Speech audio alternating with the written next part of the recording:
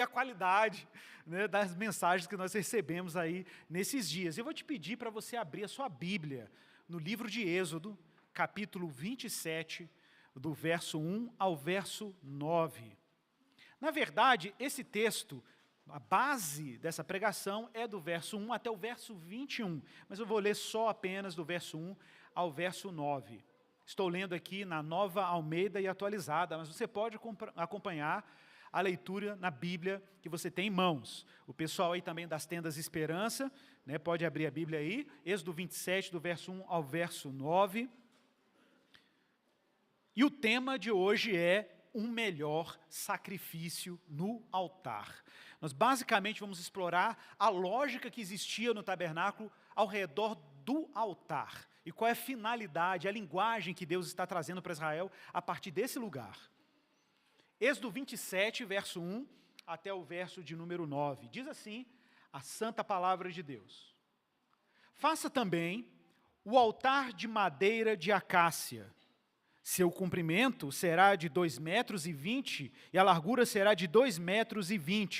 O altar será quadrado. A altura será de 1,30 metro. Nos 4 cantos coloque 4 chifres, os quais formarão uma só peça, com o altar deverá ser revestido de bronze. Faça também recipientes para recolher a cinza do altar, além de pás, bacias, garfos e braseiros. Todos esses utensílios serão feitos de bronze. Faça também para o altar uma grelha de bronze em forma de rede e fixe 4 argolas de metal nos seus 4 cantos. Coloque as argolas dentro do rebordo do altar para baixo, de maneira que a rede chegue até o meio do altar. Faça também cabos para o altar, cabos de madeira de acácia revestidos de bronze. Os cabos devem ser passados pelas argolas de um e de outro lado do altar, quando este for transportado. Oco e de tábuas você fará o altar, como lhe foi mostrado no monte, assim o farão. Faça também o átrio do tabernáculo. Do lado meridional, que dá para o sul, o átrio será de cortinas de linho fino, retorcido. O comprimento de cada lado será de 44 metros. Também as suas 20 colunas e as suas 20 bases serão de bronze. Os ganchos das colunas e as suas vigas superiores serão de prata. Oremos.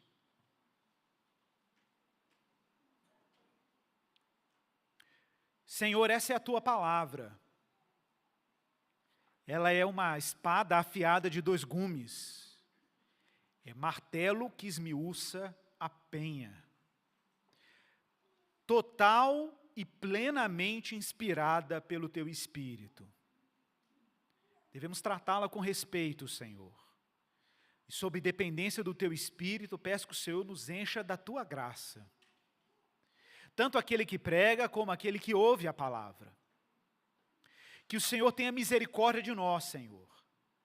Porque a tua palavra é excelente demais.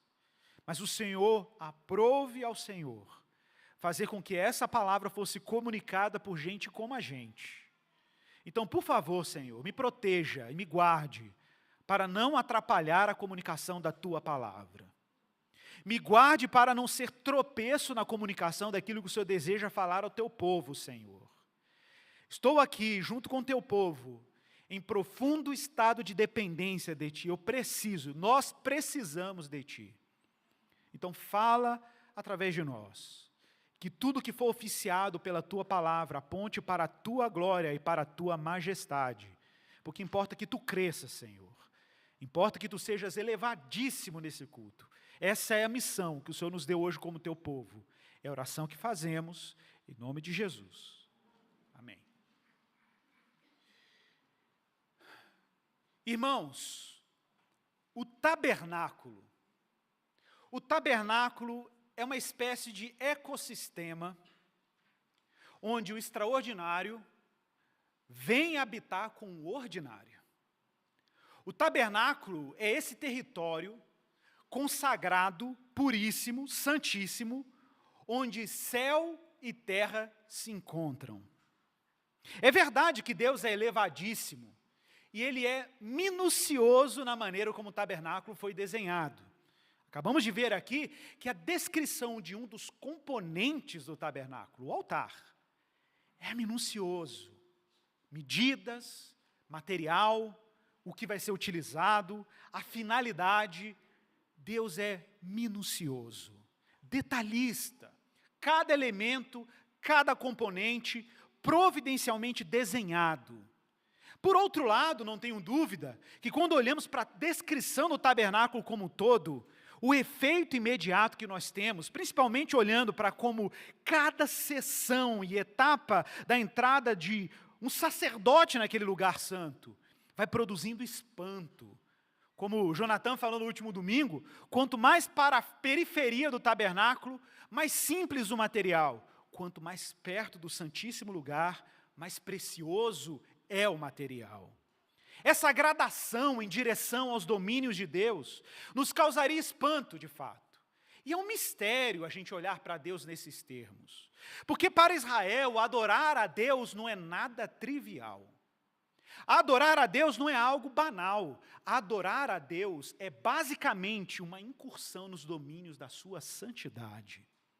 E quanto mais profundo nós chegamos, mais exigência, mais detalhes e mais minuciosidades Deus apresenta dentro da sua palavra. Mas é curioso pensar isso. É curioso pensar que nós hoje, cristãos, quando nos dirigimos a Deus, e até a sociedade que não é necessariamente religiosa, mas sei lá, tem algum respeito por Deus, é como que a gente lida a relação com Deus e a oração com Deus como se fosse uma coisa trivial. Como se fosse trivial chegar diante dos domínios daquele que fundou a realidade na qual vivemos, como se fosse a coisa mais banal do mundo. Afinal de contas, nós colocamos o nome de Deus nas nossas camisas, nos carros, até salão de beleza tem o nome de Deus. A gente trata isso como se fosse uma coisa trivial. Dizer para Deus ou falar com Deus, a gente acha que isso é uma coisa simples. Acha que isso é uma coisa ordinária, comum. Irmãos, para Israel, estar diante de Deus, se dirigir a Ele, ser ouvido por Ele, e mais, ouvir a Deus, não era nada trivial. O tabernáculo é esse lugar onde um Deus absurdamente transcendente, belo, majestoso, revestido de toda a beleza, produzia no seu povo pavor. Moisés, quando subiu ao Sinai, ficou aterrado e trêmulo diante da sua majestade, e agora esse Deus espantoso, simplesmente quer uma tenda para habitar no meio do seu povo. E o que é curioso, é que se você pegar o tabernáculo, na sua estrutura inteira, e dividi-lo ao meio, em dois territórios, exatamente, porque a estrutura do tabernáculo é muito geométrica, e Deus está querendo comunicar alguma coisa sobre isso. Essa proporção geométrica do tabernáculo, se dividida ao meio, você tem duas áreas.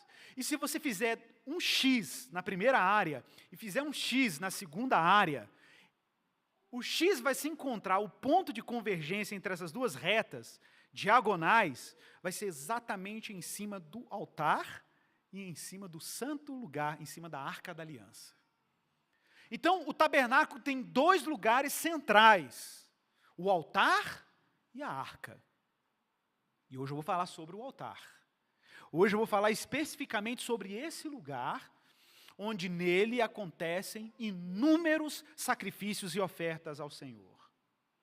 Irmãos, não tenham dúvida também, e o texto aí que nós acabamos de ler, e se você ler ele um pouco mais para frente, lá no verso 21, faz menção a um lugar que as nossas Bíblias, pelo menos a Almeida Revista Atualizada, traduz como tenda da congregação. Bom, você viu aqui, né, que o tabernáculo propriamente dito é aquela tenda mais interna, coberta inclusive. E que naquela tenda coberta existem duas seções.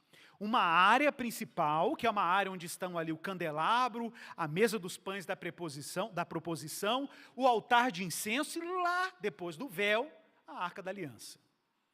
Esse lugar anterior ao Santo dos Santos é chamado de, nas nossas traduções, assim, pelo menos a Almeida Revista Atualizada traduziu como tenda da congregação.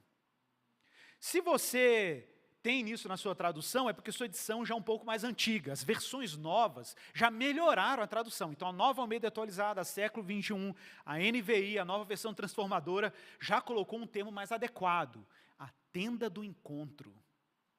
O termo hebraico que está aí no original é a expressão Ohel Moed. Ohel Moed quer dizer literalmente a tenda do encontro.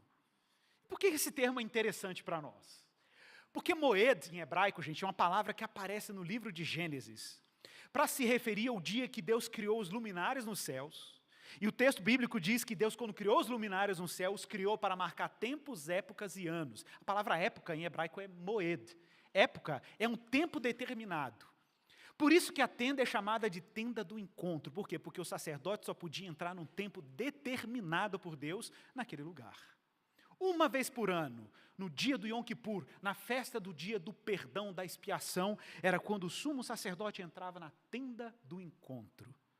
Era um lugar do encontro santo, entre um Deus que era santo e um povo que estava sendo santificado. Nada trivial, nada banal, santo. Esse é o ponto aqui do texto. Mas a gente sabe disso, sabe que essa adoração a Deus seguia uma certa lógica. Basta a gente olhar para a própria estrutura do tabernáculo e a gente vai ver que são gradações no acesso a quem Deus é. A começar por um altar. Todo o processo de adoração começa com um sacrifício. Depois, a bacia de bronze, onde o sumo sacerdote se banhava e se purificava, talvez ainda dos resquícios de cinza e sangue do sacrifício que acabara de fazer.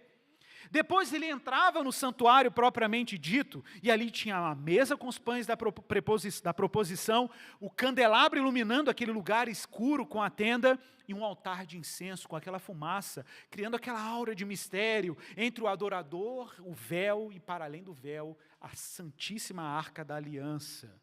Então havia uma gradação: sacrifício, purificação, alimento, luz, adoração, encontro. É neste lugar que Deus e o sumo sacerdote, que por sua vez representava o povo, ele era adorado. Mas o tabernáculo tem outras características. Particularmente, a gente sabe disso, que se você lê aí toda a descrição do tabernáculo, cada utensílio do tabernáculo, ele era móvel. O tabernáculo era portátil. O altar tinha que ter argolas, a mesa dos pães da proposição tinha que ter argolas, o altar de incensos, o tanque, a bacia de bronze, todo o elemento foi feito do tabernáculo, foram feitos para serem portáteis, para que o tabernáculo fosse móvel. E é claro que quando a gente fala de mobilidade do tabernáculo, isso já nos chama a atenção, principalmente quando comparamos o santuário de Israel com todos os santuários que existiam na época que Moisés fez esse santuário. Irmãos, a existência de um templo sagrado para adoração não era uma novidade em Israel. Não era uma novidade de Israel dentro do mundo antigo. Basta você olhar para os achados arqueológicos aí do antigo Crescente Fértil ou o Oriente Próximo, vocês vão ver inúmeros altares, templos, lugares de culto, é o que não falta. O Egito, então, era o que mais tinha. E até hoje você pode visitar alguns desses templos. Mas existe uma diferença aqui. Uma diferença muito importante entre o tabernáculo e qualquer outro santuário pagão que existia no mundo antigo. Era que os altares pagãos, eles eram construídos em lugares santos. Esses lugares eram consagrados ou dedicados a uma divindade, ou por causa de algum evento, ou porque alguém disse dentro do mito que aquele lugar era sagrado, ou seja, alguma coisa tinha que acontecer, ou pelo menos alguma história tinha que ser contada para que aquele lugar, a partir da sua declaração de santidade, fosse cercado, ele fosse apropriado e construído um templo, um lugar santo, para que a divindade fosse ali contida por aquele santuário. Agora, um tabernáculo móvel, um santuário que se mobiliza e o povo anda no ritmo que Deus vai andando com aquela tenda, é algo completamente novo no mundo antigo. E isso diz também algo sobre o Deus que está sendo adorado naquele santuário.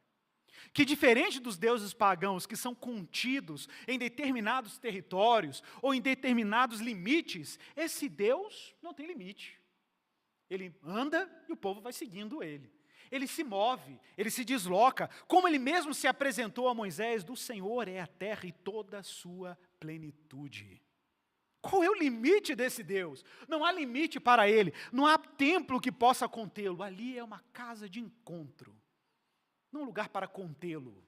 É um lugar santo que se consagra a Deus para que ali o sumo sacerdote, o povo, encontrasse a Deus em adoração. E nós vimos que basicamente o tabernáculo é um Sinai móvel. E gente, Moisés quando subiu ao Sinai se espantou. Israel vai ter agora essa experiência mais próxima, uma experiência de temor e adoração diante de Deus.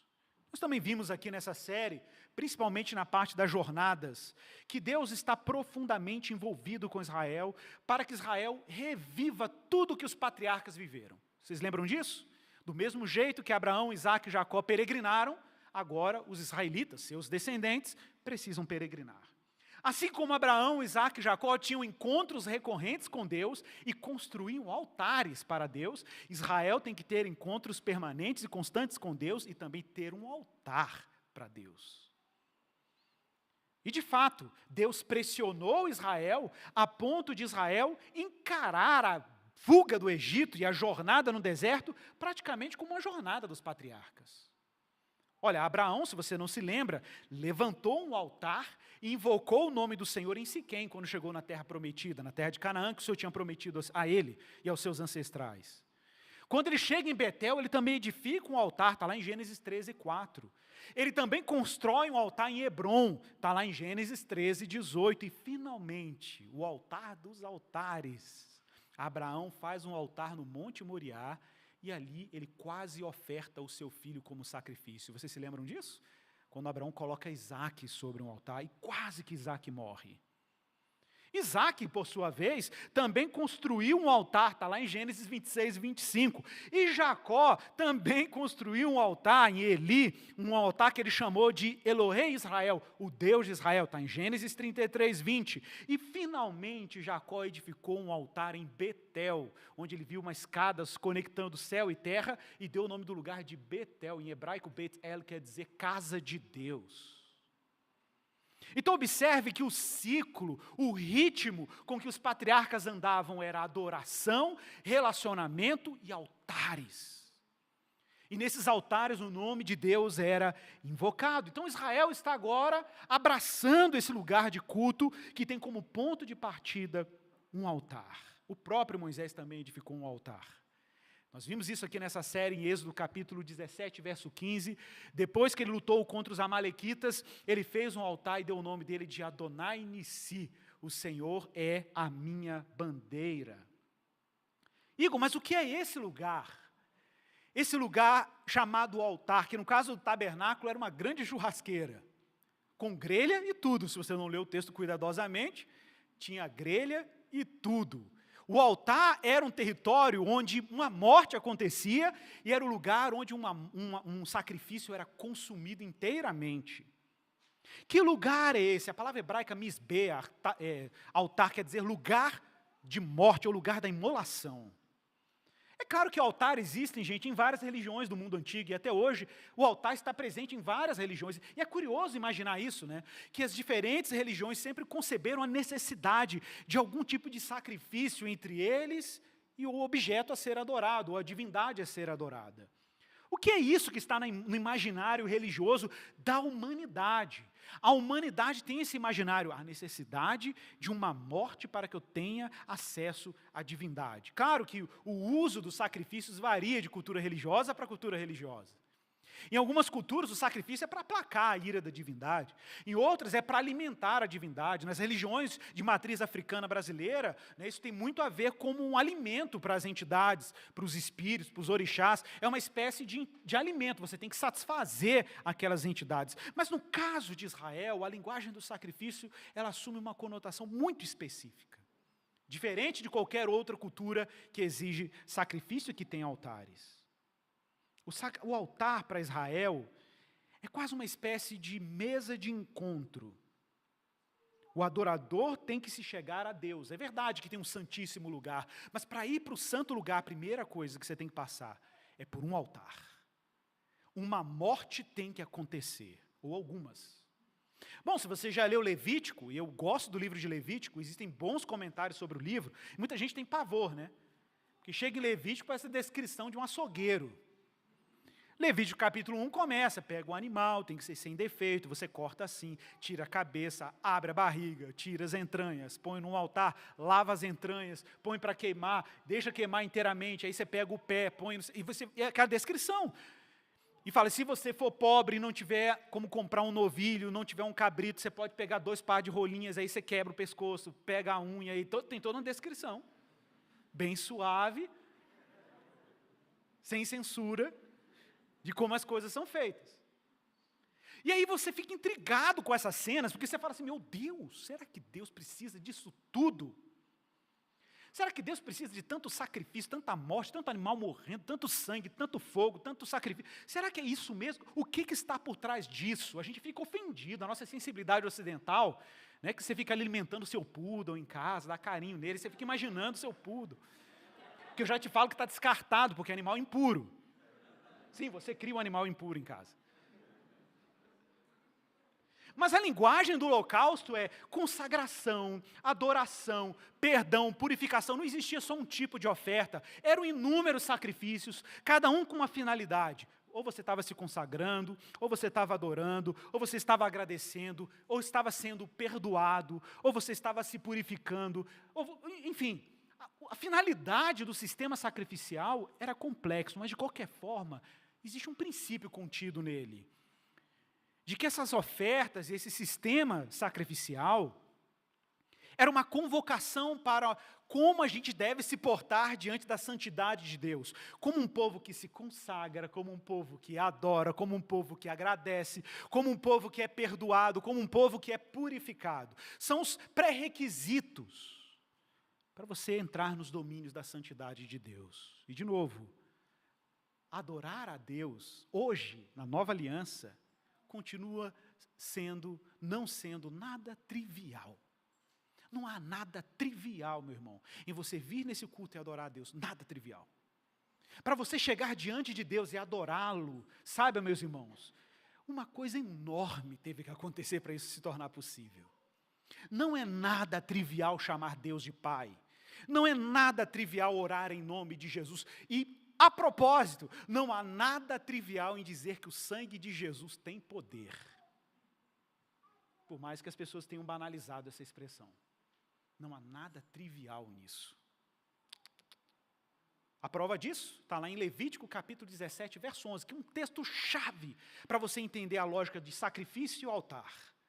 Levítico 17, 11 diz o seguinte: porque a vida da carne, atenção, a vida da carne está no sangue. Eu o tenho dado a vocês sobre o altar, para fazer expiação, palavra-chave, para fazer expiação pela vida de vocês, porque é o sangue que fará expiação pela vida. Igor, o que é expiação? Existe uma discussão homérica na teologia hoje sobre o que significa a obra expiatória de Jesus, mas é muito simples de entender, vocês vão entender agora. A palavra hebraica para expiação é a palavra kaporet. Diga comigo. Já está aprendendo hebraico. Ó. Kaporet. Kaporet em hebraico quer dizer cobertura. Yom Kippur vem dessa palavra. Dia da cobertura. As Bíblias traduzem como dia da expiação. Kaporet quer dizer cobertura. Então, quando o texto diz aqui, como nós acabamos de ler, que o sangue é para fazer a expiação, uma outra tradução seria o sangue é para cobertura. O que Deus está cobrindo com o sangue desses animais? Observe que o texto diz que não é só o sangue, é que o sangue é a vida dos animais. Então observe que a ideia aqui, a psicologia por trás do texto, é que a vida daqueles animais precisam te revestir para que você tenha acesso aos domínios santos de Deus. Claro que você não ia se banhar em sangue, mas que aquele sacrifício fosse um símbolo de que entre você e o Deus que você está aliançado, existe um inocente que morre. Existe uma obra inocente, um sacrifício, existe uma consumação, existe ali a eliminação, destruição de algum ser que viabiliza seu acesso a Deus. Do contrário, é inviável. A propósito, essa era uma das grandes loucuras na cabeça de Lutero antes do seu encontro com a graça. Lutero não conseguia entender, ao ler os textos do Antigo Testamento, como esse Deus exigente, ele chegou a quase profanar Deus, ele até fala, ele quase blasfemou, quando ele falou assim, isso não é Deus, é um demônio. Como que ele pode exigir, eu, um pecador miserável, que eu esteja nos seus domínios? Ele é cercado de santidade, ele é puríssimo, a glória dele consome quem está ao seu redor. Como ele pode querer que eu esteja em seus domínios? E a questão de Lutero é muito interessante. Porque se a gente hoje vive num mundo em que as pessoas banalizam o acesso a Deus, Lutero está no outro extremo, de olhar para Deus e ver o acesso a Deus inviável. E, de fato, num certo ponto, ele não está errado. Entre o pecador e Deus existe um abismo intransponível, humanamente inviável de você ultrapassar. Se Deus não fizer alguma coisa para que a sua oração e a sua adoração seja aceita por Ele, meu irmão, entre você e Deus existe uma distância que não tem como você ultrapassar. Não tem torre de Babel que chegue onde Ele está. Não tem subterfúgio, religião, técnica religiosa, autoajuda, não tem nada que te leve a Ele. Por isso Deus está diretamente envolvido em ir em direção a quem não pode ir a Ele se Ele não for nessa direção primeiro. E Ele cria o contexto e os meios, os pré-requisitos para que a gente o adore. Irmãos, qual é a psicologia por trás de um sacrifício? Já pensou nisso? O sacrifício era algo de valor. A gente olha para isso e acha que é normal, né? A gente acha que isso é normal. É normal um israelita pegar um cordeiro gordo, um novilho e levar... Gente, espera aí. Nós estamos falando de um povo andando no deserto, que não tem pasto abundante, ok? Engordar um animal era um negócio extremamente complexo no contexto do deserto. Em grande medida, engordar o animal era ter parte dos seus bens investido naquele animal, o seu sustento naquele animal, a comida dos seus filhos estava naquele animal, e Deus fala assim, quero o melhor, eu quero o gordo. Entendeu agora o problema? E aí você pega o melhor, o gordo, parte da sua vida, e leva para o sacerdote, ele mata o animal, se for holocausto, você ainda fica esperando, será que vai ter uma metade, fazer um churrasco? Não tem, gente, é tudo queimado no altar. Acabou o churrasco. O churrasco só tem nas ofertas pacíficas, que aí você come com o sacerdote o churrasquinho lá. Tem mesmo, mas é outra oferta. Mas, em geral, era isso. Você via o seu animal que você teve tanto trabalho, você gastou tanto dinheiro, indo para o sacrifício, morrendo. Parte da vida era entregue no sacrifício. Um grande sacrifício, irmãos, tem que acontecer, mas eu quero chamar sua atenção para um detalhe. Eu quero chamar sua atenção para o pai de todos os altares. Eu quero chamar sua atenção para aquele que é o altar de todos os altares do Antigo Testamento. Claro que eu me refiro aqui ao altar de Abraão, em que ele coloca Isaac. E por que ele é o altar de todos os altares? Para quem se lembra aí, qual era o nome do monte onde Abraão colocou o Isaac lá e fez aquele altar? Moriá. Você sabe que o que foi construído no Monte Moriá? 2 Crônicas, capítulo 3, verso 1, não precisa abrir, mas se quiser anotar, marcar, marque aí se você não sabia disso. Nesse mesmo monte, Deus ordenou Davi, e por consequência Salomão, edificar o templo de Jerusalém. No mesmo território, no mesmo lugar. E por quê? Porque todos os sacrifícios e todas as ofertas que o reino de Judá fizesse naquele lugar, remeteria àquele quase sacrifício de Isaac. Gente, olha a linguagem de Gênesis 22, quando Abraão coloca Isaac no altar. Monte o quebra-cabeça. Veja bem, Deus chega para Abraão e fala para ele assim, Abraão, pega o teu filho. E é curioso, eu já falei sobre isso aqui na igreja. A linguagem é muito clara, Deus fala assim, pega o teu único filho, aquele que você ama. Sabe aquele que você ama? Aquele que eu te dei. E Deus é insistente nisso, né? Essa é uma expressão que aparece o tempo inteiro em Gênesis 22. Pega o teu filho, aquele que você ama, leva ele lá para o Monte Moriá. E Abraão vai caminhando com o filho. E o filho carregando os feixes de lenha para o sacrifício, sem saber que ele seria o sacrifício.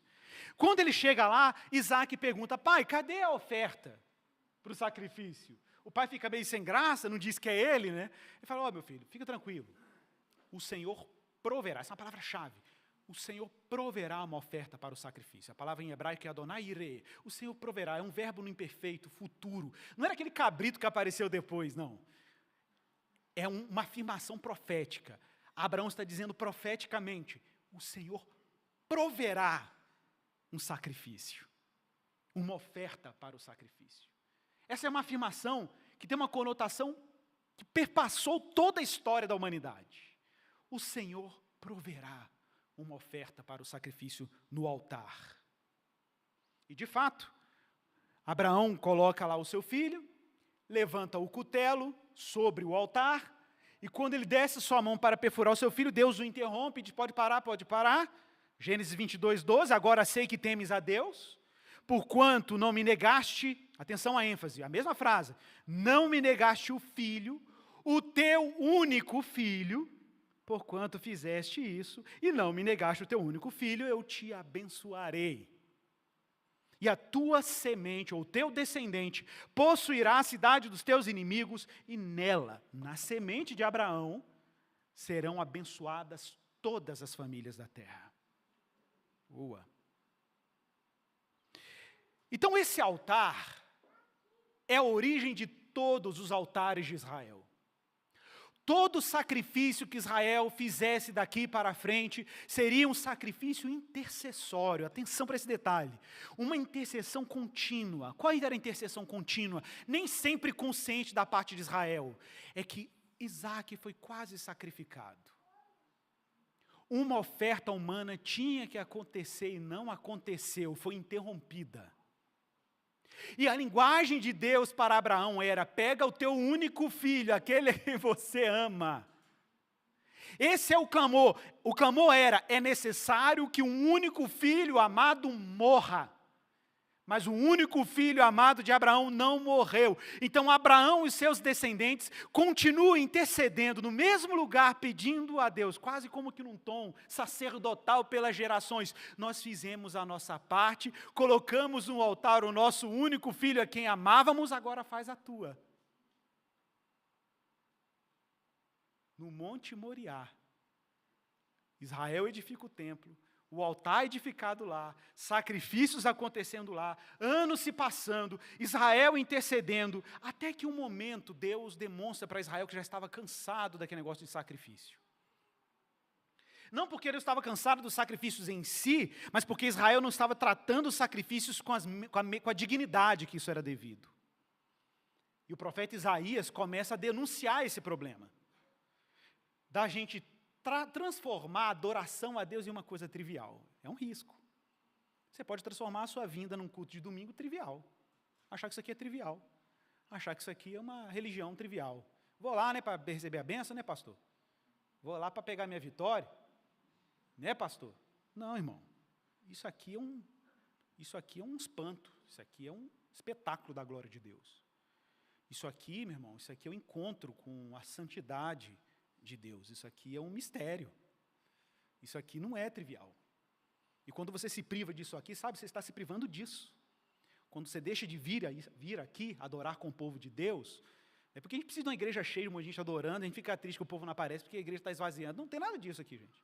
É porque você está se privando de todos os meios que Deus deu para ordenar a graça dele, porque na comunhão o Senhor ordena a bênção e a vida para sempre. Se privar disso é se privar de um evento sem precedentes, que faz com que um povo pecador adore a Deus como filho e filha. Isso aqui é um mistério, meu irmão. Isso aqui é um espetáculo da glória de Deus. Mas Israel está em crise porque trivializou a adoração. Tratou a adoração como uma coisa fútil, banal. Isaías capítulo 1, verso 11, olha o tom de Deus. Assim diz o Senhor, de que me serve a multidão dos sacrifícios que vocês oferecem? Para que serve isso? Eu estou farto dos holocaustos de carneiros, de gorduras de animais cevados. Não me agrado do sangue de novilhos, nem de cordeiros, nem de bodes. Quando vocês comparecem diante de mim, quem requereu de vocês pisotearem os meus átrios? Lavem-se, purifiquem-se, tirem da minha presença a maldade dos seus atos, parem de fazer o mal, aprendam a fazer o bem, busquem a justiça. repreendam o opressor, garanta o direito dos órfãos e das viúvas. O Senhor diz: venham, pois, e vamos discutir a questão. Ainda que o pecado de vocês sejam como escarlate, eles se tornarão brancos como a neve. Ainda que sejam vermelhos como o carmesim, eles se tornarão como a lã. Israel tinha que aprender que não era simplesmente uma performance. Deus não estava querendo matar sua fome como os deuses pagãos procuravam. Deus não está procurando sacrifícios para alimentar uma demanda que existe dentro dele. Não, Deus está dando um recado. O sangue tem esse sentido. O sangue aponta para a pureza necessária para que vocês entrem em meus domínios. Israel tinha que aprender que Deus não estava contido no templo. Era um tabernáculo, depois virou um templo. Deus não estava contido nos altares de Israel. Por isso, mesmo o profeta, Isaías 66, verso 1, vai dizer assim, diz o Senhor: o céu é o meu trono, a terra é a estrada dos meus pés. Que casa então vocês podem construir para mim? Que lugar vocês podem fazer para o meu repouso? O do Senhor é tudo. Ele não é contido por nada, por santuário, por religião, por nada. Então, Isaías está vislumbrando um cansaço de Deus com aquele ofício religioso trivializado. Deus estava farto da performance religiosa. Deus estava farto da tentativa de controle sobre ele. Vamos usar esse santuário para controlar Deus, para fazer uma economia religiosa, onde Deus está ali no meio e a gente lucra com ele, por meio de um sacerdócio corrompido. Nada diferente. Até que um dia o profeta vislumbra algo extraordinário. No capítulo 53, Isaías vislumbra um dia em que Deus daria uma oferta definitiva, um sacrifício definitivo. Isaías 53, verso 10 diz: todavia ao Senhor, falando do servo do Senhor, profetizado por Isaías, o servo que o Senhor um dia enviaria. Todavia ao Senhor agradou esmagá-lo, fazendo sofrer. Quando lhe der a sua alma como oferta pelo pecado, verá a sua posteridade, prolongará os seus dias, e a vontade do Senhor prosperará nas suas mãos. Ele verá o fruto do trabalho de sua alma e ficará satisfeito. O meu servo justo, com o seu conhecimento, justificará a muitos, porque a iniquidade deles levará sobre si. Por isso eu lhe darei a sua parte com os grandes, e com os poderosos ele repartirá o despojo, pois derramou a sua alma na morte, e foi contado com os transgressores. Contudo, levou sobre si o pecado de muitos, e pelos transgressores ele intercedeu. Olha, parece que o cenário está montado, né? Parece que Deus estava prevendo uma época em que ele responderia à profecia de Abraão. Olha, fique tranquilo, Isaque, Deus proverá uma oferta para o sacrifício. Parece que Deus estava montando o cenário para responder à intercessão do povo sacerdotal sobre o altar, que aqueles sangues de animais, sacrifícios, libações, vinho, bolo, trigo, tudo que era derramado naquele altar, Deus daria fim àquele sistema. E Deus daria fim àquele sistema não é porque ele cansou do sistema, é porque aquele sistema era transitório. Aquele sistema apontava para um grande e derradeiro sacrifício. E meus irmãos, se te escandaliza o sacrifício de animais de Levítico, se escandalize mais com o sacrifício que Deus fará em resposta a essa profecia. Porque não será um israelita ordinário levando o seu cordeirinho num altar. Não será Abraão levando Isaque sobre o altar. Será Deus levando o seu filho unigênito, que ele se compraz, sobre a cruz. Não é trivial. Adorar a Deus, falar com Deus, não é trivial. Não é. Abra sua Bíblia comigo. Hebreus capítulo 9, verso 9.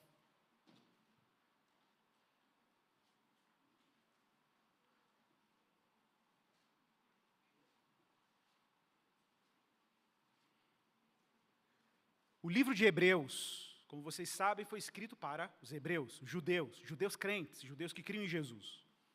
E que tinham, ainda naquela época, o templo de Jerusalém funcionando e o sistema sacrificial funcionando. O templo de Jerusalém só foi destruído e esse sistema só parou de vez com a invasão do Império Romano no ano 70 depois de Cristo. E essa carta foi escrita por volta do ano 60. O templo ainda não tinha sido destruído. Então, muitos judeus crentes se sentiam pressionados pelos judeus não crentes a participarem daquele sistema sacrificial. E o autor de Hebreus, que é um autor que nós não conhecemos, está preocupado e ocupado em demonstrar que Jesus oferece um culto melhor e definitivo, que nos dispensa de qualquer tipo de envolvimento com aquele culto sacrificial que existia no templo. Esse é o ponto, esse é o argumento do autor de Hebreus. Inclusive, no próximo domingo, vou falar do sacerdócio, que está ligado a isso aqui. E o autor de Hebreus está preocupado e ocupado em explicar isso. Mas veja bem que linguagem sensacional. Olha aí no verso de número 9, eu vou lendo e explicando. Isso é uma parábola para a época presente. Ele está dizendo que o sistema sacrificial é uma parábola. Ele não é um sistema definitivo. Ele não é um sistema que dava conta dos nossos pecados. Não, ele é uma parábola. Ele é um exemplo. É uma parábola para a época presente na qual, atenção, se oferecem dons e sacrifícios. Embora estes, no que diz respeito à consciência, olha a linguagem do autor, são ineficazes. O autor de Hebreus está dizendo que os sacrifícios que aconteciam no templo e no tabernáculo eram ineficazes para aperfeiçoar aquele que presta culto. Está aí, ó. Vai acompanhando. Pois não passam de ordenanças da carne, baseadas somente em comidas, bebidas e diversas cerimônias de purificação, impostas, atenção, até o tempo oportuno de reforma. Então tem um até aí. O que significa esse até? Que esses sacrifícios foram dados, esse sistema foi criado por um tempo. Qual tempo? O tempo em que Deus ia reformar esse sistema de adoração a Ele. Então ele era temporário, ele era uma parábola. Parábola de quê? Vamos acompanhar o raciocínio. Verso 11. Quando, porém, Cristo veio como sumo sacerdote dos bens já realizados, mediante o maior e mais perfeito tabernáculo, olha a linguagem, não feito por mãos humanas, quer dizer, não desta criação, e não pelo sangue de bodes e bezerros, mas pelo seu próprio sangue, ele entrou no santuário, essa frase eu amo, uma vez por todas, e obteve uma eterna redenção.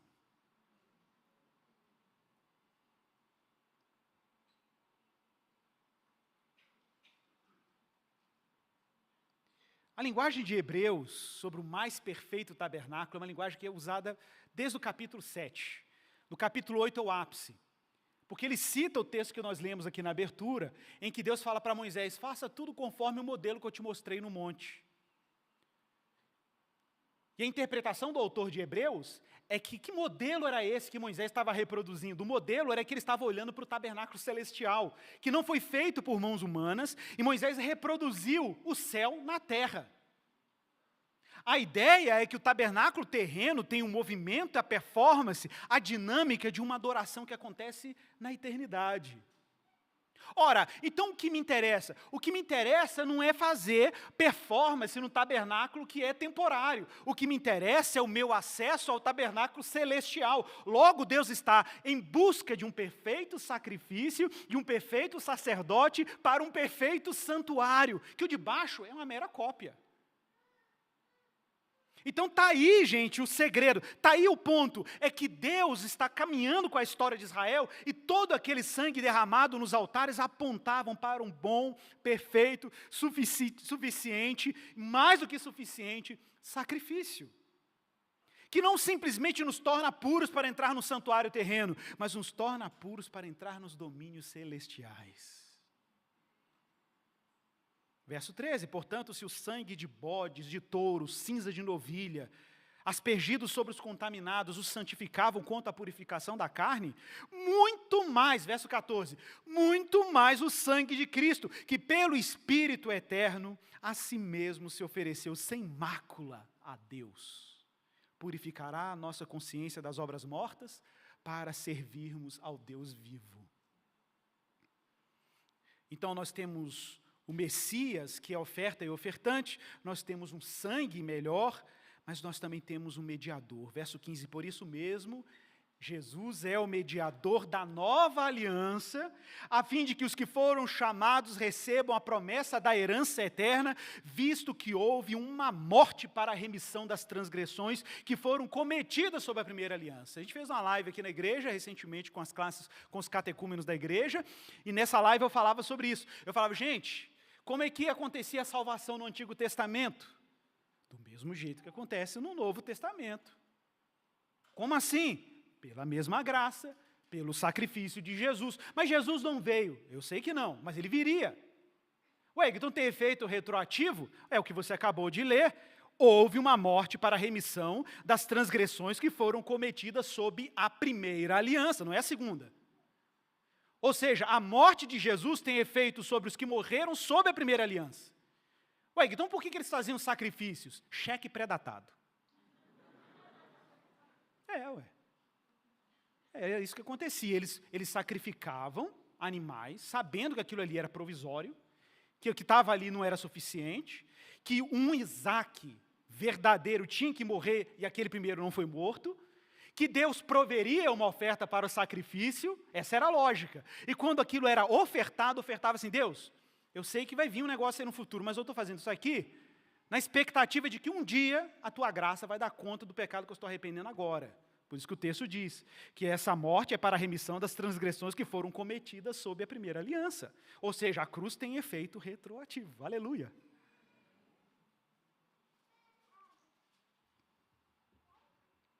Mas você sabe, verso 16, que para você desfrutar dos benefícios da aliança, ou os benefícios do testamento, ou do Novo Testamento, tem que morrer o testador.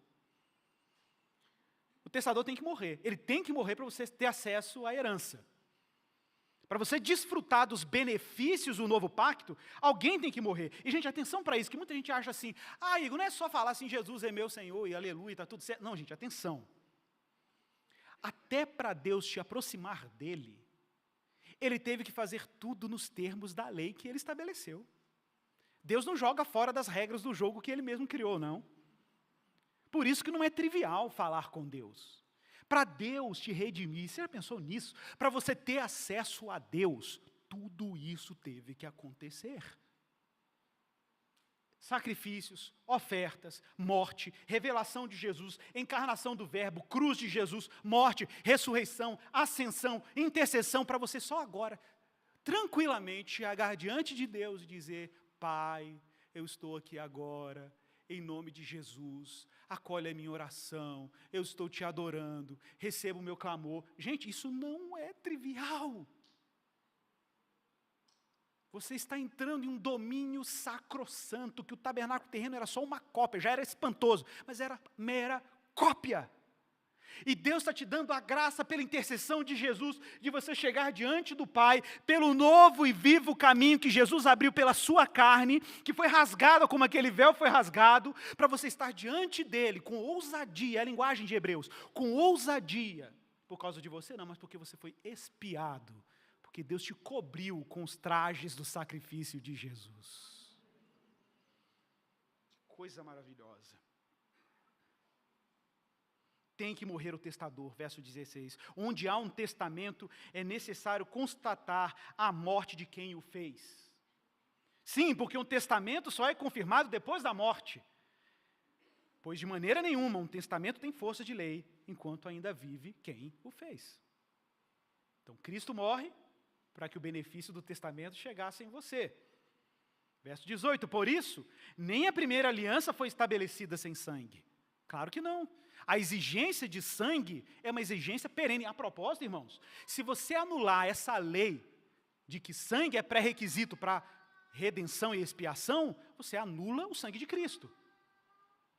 Então dizer o sangue de Jesus tem poder é mais sério do que você pode imaginar. Porque para a gente afirmar isso com fé e com realidade, a gente precisa lembrar por que o sangue de Jesus tem poder. O sangue de Jesus tem poder porque não tinha outro sangue para competir com o dele. Porque não tinha outro sangue que tivesse condições de dar vida para nós. Lembra de Levítico? A vida está no sangue. Então, quando Jesus morre na cruz, o que ele está dando? A vida dele. E que vida? Por isso, nem a primeira aliança foi estabelecida sem sangue. Verso 19. Porque havendo Moisés proclamado a todo o povo todos os mandamentos, conforme a lei, pegou o sangue dos bezerros, dos bodes, com água, lã tingida e sopo, aspergiu sobre o livro, aspergiu sobre o povo e disse: este é o sangue da aliança que Deus ordenou para vocês. Igualmente, ele aspergiu com sangue o tabernáculo e todos os utensílios. De fato, segundo a lei, quase todas as coisas são purificadas com sangue, porque sem derramamento de sangue não há remissão de pecados.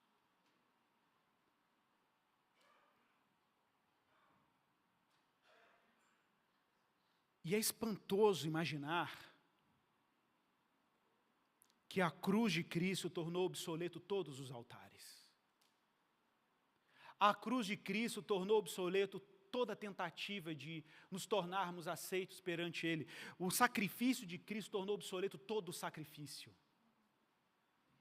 Como competir com um bem desse tamanho?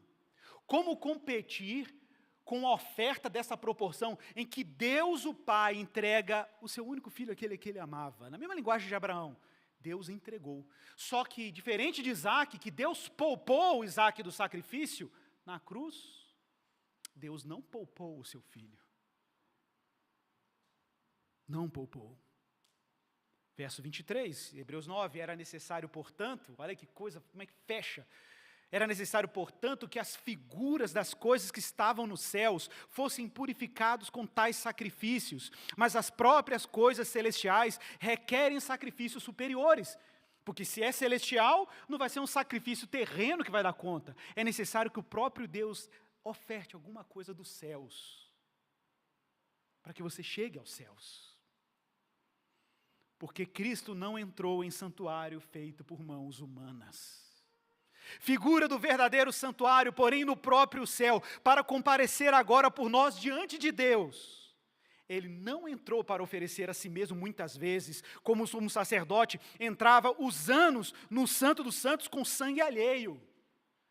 Esse é o mistério, é que Jesus ele é oferta e ofertante simultaneamente. Se fosse assim, ele precisaria ter sofrido muitas vezes desde a fundação do mundo. Mas agora, porém, olha que coisa linda. Agora, porém, ao chegar o fim dos tempos, ele se manifestou uma vez por todas, para aniquilar o pecado por meio do sacrifício de si mesmo. Que coisa maravilhosa.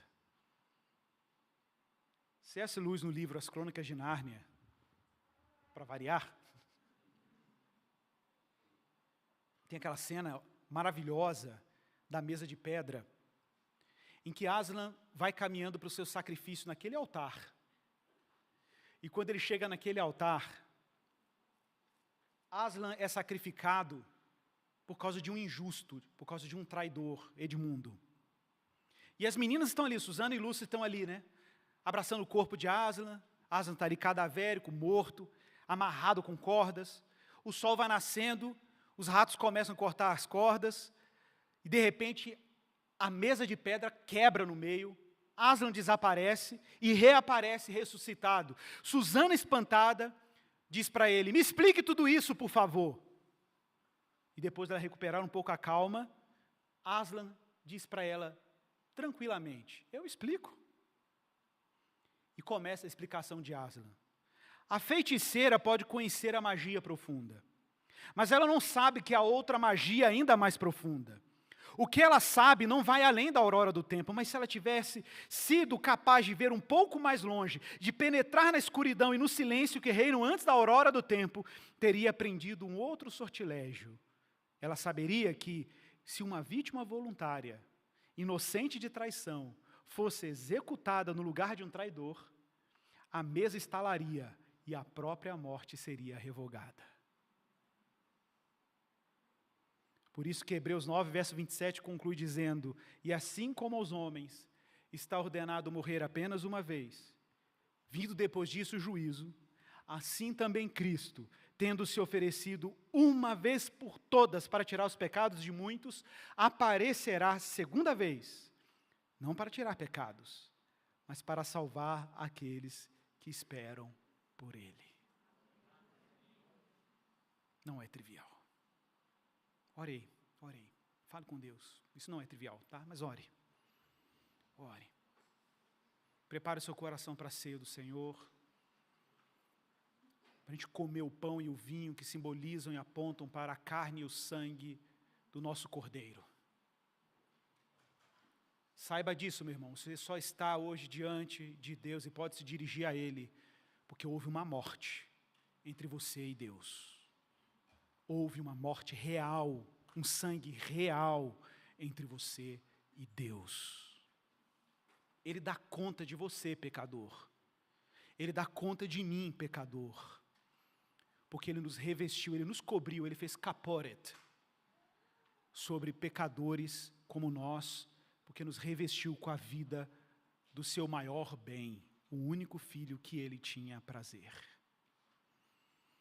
Pai, abençoe a Tua igreja, abençoe o Teu povo. Abre os nossos olhos e o nosso coração para discernirmos que falar contigo é uma grande graça.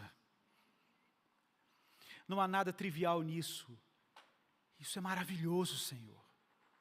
Falar contigo é maravilhoso. Te adorar é maravilhoso. Te buscar e te ter como nosso precioso bem nos salva de nós mesmos. Pai, nós estamos cansados de estar entretidos com a gente mesmo. Cansados de autoentretenimento, cansados de ficarmos ensimesmados, quando diante de nós há esse culto a fazer. E que se tornou viável pelo novo e vivo caminho que Jesus abriu pelo seu sangue, pelo seu sacrifício, por esse altar em forma de cruz, em que Ele foi esmagado pelos nossos pecados. Sim, o castigo que nos traz a paz estava sobre Ele, e é nele que o nosso coração se aquieta. Obrigado por nos revestir de Cristo, e obrigado porque esses são o único traje que nos permite estar diante de Ti sem temor, encantados com a Tua beleza e a Tua majestade. É a nossa oração em nome de Jesus. Amém. Meu irmão, prepare-se para a ceia do Senhor.